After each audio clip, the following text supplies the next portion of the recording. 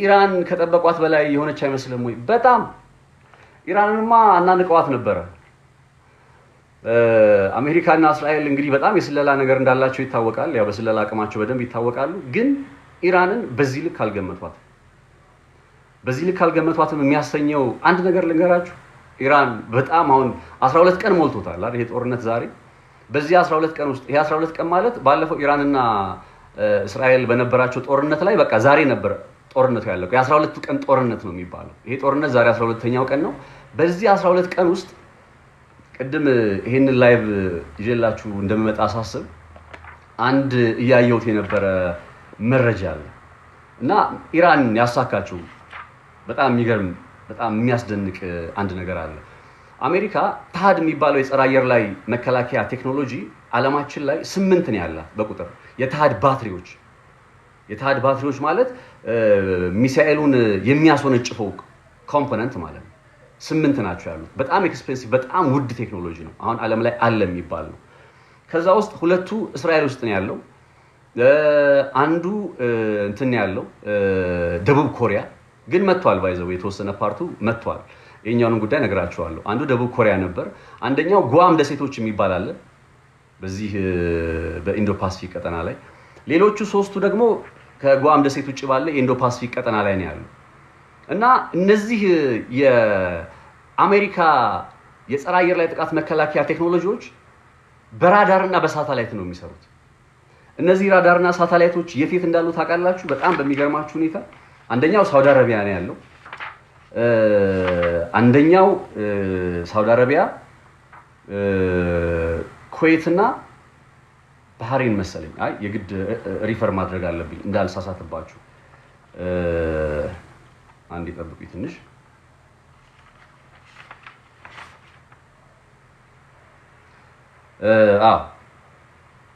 የጸረ አየር ላይ ጥቃት መከላከያ ቴክኖሎጂውን የሚያስወነጭፉባቸው ራዳርና ሳተላይቶች አንደኛው ያለው ሳውዲ አረቢያ ውስጥ ነው፣ ፕሪንስ ሱልጣን በሚባለው አካባቢ። ሁለተኛው በተባበሩት አረብ ኤሚሬት ነው ያለው፣ አልሩዋይስ እና አልዳፋር በሚባሉ አካባቢዎች ላይ የጦር ሰፈሮች ናቸው፣ ራዳሮች ተገጥመዋል። ሶስተኛው በዮርዳኖስ ነው ያለው፣ ሙዋፋቅ ሳልቲ ይባላል።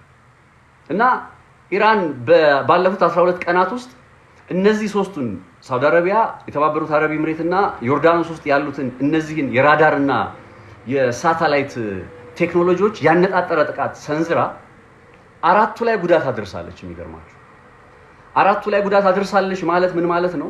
እነዛ በኢንዶ ፓሲፊክ አሉ ያልኳችሁ የታድ ሚሳኤል የሚያስወነጭፉት ለማክሸፍ የሚያስወነጭፉት ላውንቸሮቹ ባትሪዎቹ እነዛ ከጥቅም ውጭ ሆኑ እንደማለት ነው። ቢኮዝ ያለ ራዳርና ያለ ሳተላይት ስለማይሰሩ።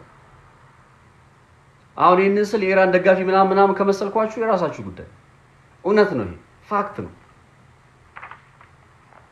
እንግዲህ እውነት አትናገሩ ከሆነ የምትሉት አም ሶሪ፣ ግን ይገርመኛል። በቃ ኢራን ሳውዲ ውስጥ ያለውን ዩኤኢ ውስጥ ያለውን እንዲሁም ዮርዳኖስ ወይም ጆርዳን ውስጥ ያለውን ስትመታ በሌላ ቋንቋ እነዛ የጸረ አየር ላይ ጥቃት መከላከያ ቴክኖሎጂዎችን ከጥቅም ውጭ አደረገቻቸው ማለት ነው። ዳስ ዋይ ይሄን ለማረጋገጥ ደግሞ ይሄን የሚያረጋግጥ ነጥብ ከፈለጋችሁ ትላንትና የደቡብ ኮሪያው መሪ አሜሪካ በደቡብ ኮሪያ ውስጥ ገጥማው የነበረውን አንደኛውን የታድ ባትሪ አንዳንድ ኮምፖነንቶቹን ከደቡብ ኮሪያ ወደ ገልፎ ሀገራት ለማምጣት መወሰኗን አስታውቀዋል ራሳቸው ደቡብ ኮሪያዎች። እና ደቡብ ኮሪያ ለምን እንግዲህ የሰሜን ኮሪያ ስጋት እንዳለባት ይታወቃል። ቴንኪው በጣም የሰሜን ኮሪያ ስጋት እንዳለባት ይታወቃል ደቡብ ኮሪያ። በምን አይነት ምክንያት ደቡብ ኮሪያ ውስጥ ያለ የጸረ አየር ላይ ጥቃት መከላከያ ሲስተም ታህድ አንዳንድ ኮምፖነንቱ ለምን ወደ ገልፍ ይመጣል? ገልፍ ላይ ያለው በትክክል የሚሰራ ከሆነ መልሱልኝ እስኪ። በዚህ 12 ቀን ውስጥ አንደኛው ኢራን በጣም እያስደነቀች ያለው ይህንን ጉዳይ ነው። የአሜሪካና የእስራኤልን የስለላ አቅም ባለፈ ሁኔታ ራዳርና ሳተላይቶቻቸውን መጉዳት መቻል። ብሪያብዲ ቴንኪዩ። ኢማጂን በ12 ቀን ውስጥ ነው እንግዲህ 3 ራዳር ሳይቶች ላይ በ3 ሀገራት ያሉ 4 የራዳር ሳይቶችን ጉዳት ያደረሰችው። በቃ ዜና ነው ገብታችሁ ኢራን የአሜሪካን የራዳርና የሳተላይት ሲስተም መታለች ወይስ አልመታችም ብላችሁ ሰርች አድርጉ you'll find it so እንደጠበቋት ኢራን እንዲህ ጥቃት ታደርስብናለች ብለው አልኑር ቴንክ ዩ እንዲህ ጥቃት ታደርስብናለች ወይ ብለው አላሰቡም ብዬ ነው ማምነው because ቢያስቡ ኖሮ ቀድሞ ይዘጋጃሉ ፔቴክሴት የሚባለው የአሜሪካ የዲፌንስ ሴክሬታሪ እኮ ባለፈው አርካንሳስ ውስጥ የሚገኙ የጦር አምራች ኩባንያዎችን ሄደው ሲናገሩ ምን እንዳለው ታውቃላችሁ የአሜሪካ የዲፌንስ ሴክሬታሪ በዚህ ጦርነት ላይ ድል አድራጊነታችን የሚወሰነው በእናንተ ነውና በቶሎ ባስቸኳይ አምርቱልን ስጡን አሜሪካ ለምን እንደዚህ አይነት ጫና ውስጥ ገባለች ተዘጋጅተውበት ከገቡ ኢራንን በጠበቁት ልክ ካገኙት እንደዚህ አይነት ጥድፊያ ውስጥ እንዴት ይገባሉ ከደቡብ ኮሪያ ለምን ያመጣሉ እና አውስትራሊያ እርዳታ ብለው የስለላ አውሮፕላንና የጸረ አየር ላይ ጥቃት መከላከያ ቴክኖሎጂ ለምን ያመጣሉ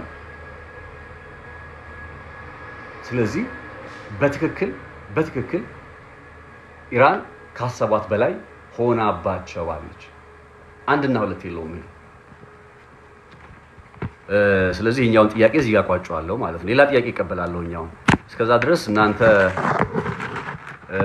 እንትን በሉት ሼር አድርጉት መረጃው ለብዙዎች እንዲደርስ እኔም ውሃ ልጎንጭ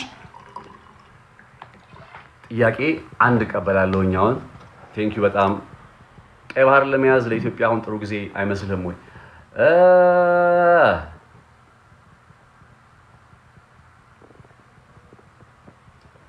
በዚህ ጉዳይ ላይ ያው እንደምታየው እንትኔም የሚዲያ የዩቲዩብ ቻናሌ የሚዲያ ፕላትፎርም አን ኢንተርኔት ፕላትፎርም ባይ ዘ ዌይ ዩቲዩብ ይኖረዋል አሁን ዩቲዩብ ክሬት ተደርጓል ዌብሳይቱ ክሬት እየተደረገ ነው በኤቭሪ ፕላትፎርም ኢንተርኔት ቤዝድ ያደረገ የቲቪ ስቴሽን ነው የሚሆነው ሬድ ሲ ፖስት እና ሶ ስሙን እንዳይኸው የሬድ ሲ የቀይ ባህርን ጉዳይ በደንብ እንመለስበታለን ዝም ብሎ አሁን ነካ እንዳይሆን እንደው ግን የግድ የሆነ ነገር መናገር አለብህ ካልከኝ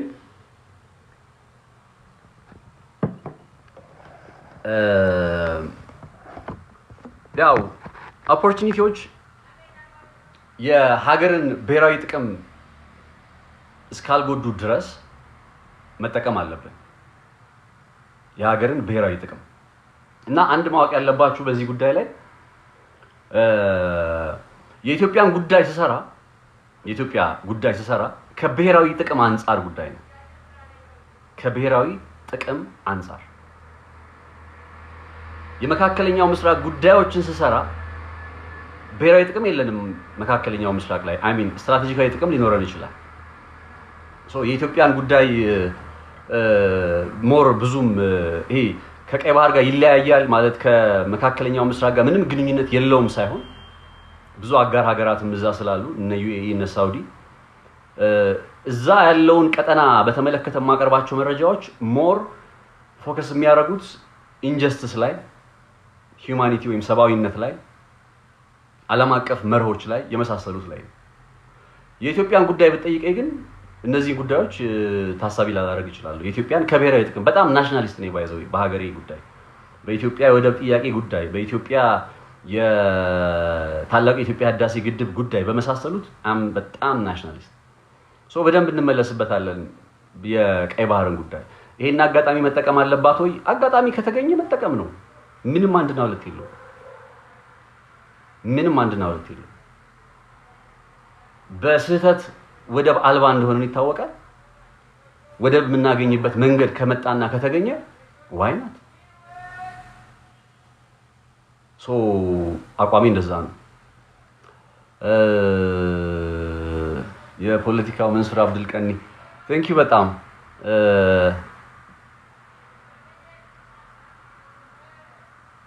እሺ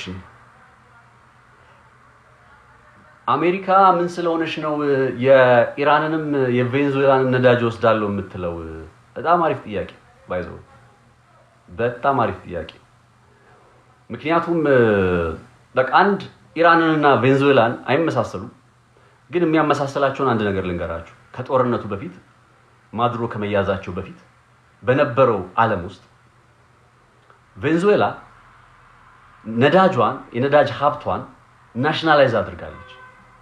እርግጥ ነው የአሜሪካ ኩባንያዎች ሄደው አጥንተው ቆፍረው ምናምን ነው የሰሩት። ግን ከሆነ ጊዜ በኋላ ቬንዙዌላ ነዳጅን ተጠቃሚ መሆን አለብኝ ብላ ምን አድርጋለች? ናሽናላይዝ አድርጋለች። ምንዋን? ነዳጇን። እና እነ አሜሪካ እነ ዶናልድ ትራምፕ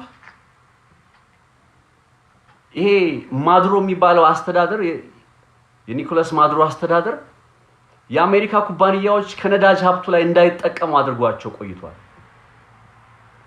ስለዚህ እንደምንም ብለው ወደ ነዳጅ ተጠቃሚነት ውስጥ እንዲመጡ ኒኮላስ ማዱሮን ገብተው ሄደው ሪጅም ቼንጅ የሚባለው ማለት ነው። አሁን ያገዛዝ ለውጥ እኮ ነው ያደረጉት ቬንዙዌላ ውስጥ ሄደው ተቆጣጣሩት። ያንኑ ተመሳሳይ ነገር ኢራን ውስጥ ሊያደርጉ መጡ። በቃ ነዳጁን ለመቆጣጠር የኢራንን ማዕከላዊ ባንክ ለመቆጣጠር ተመልሰው መጡ። ታሪኩ እሱ ነው፣ እውነቱ እሱ ነው። ኢራንና ቬንዙዌላን የሚያመሳሰላቸው እሱ ነው። የሚለያያቸው ግን ምንድነው? ቬንዙዌላ ውስጥ ማዱሮን ገብተው ይዘውት መጡ።